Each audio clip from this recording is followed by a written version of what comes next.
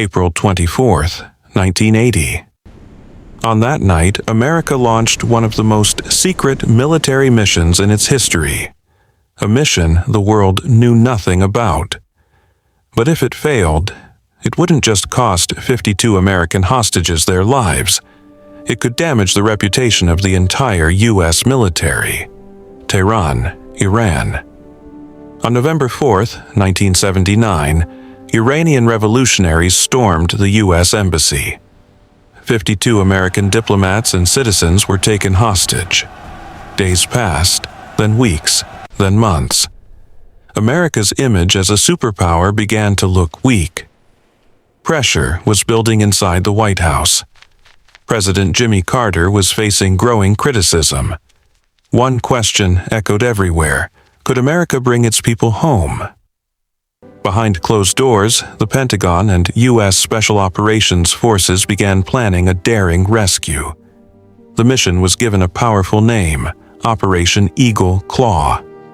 On paper, the plan looked precise and bold.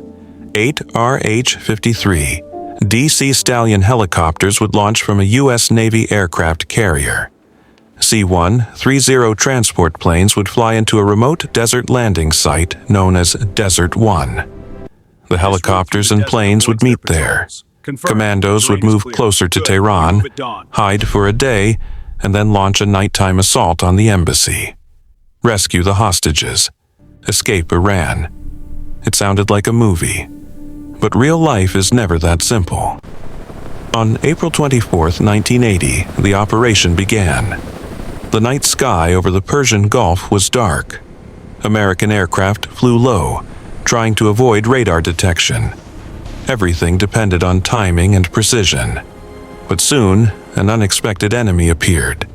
A massive desert sandstorm known as a hayboob. The helicopters flew straight into it. Visibility dropped to nearly zero. Dust filled the air. Cockpit instruments began malfunctioning. Pilots struggled just to keep control. One helicopter developed serious mechanical issues and had to turn back. Now, only 7 remained. The mission required a minimum of 6 to move forward. It was still possible, but the margin for error was shrinking. When the helicopters finally reached Desert One, another problem surfaced. A second helicopter was declared inoperable due to a hydraulic failure. Now, only 5 working helicopters remained. The rule was clear. Fewer than 6 meant the mission had to be aborted.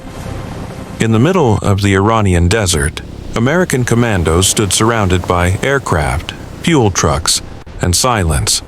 They were deep inside enemy territory. Every minute increased the risk of being discovered. Back in Washington, tension filled the Situation Room. President Carter received the update.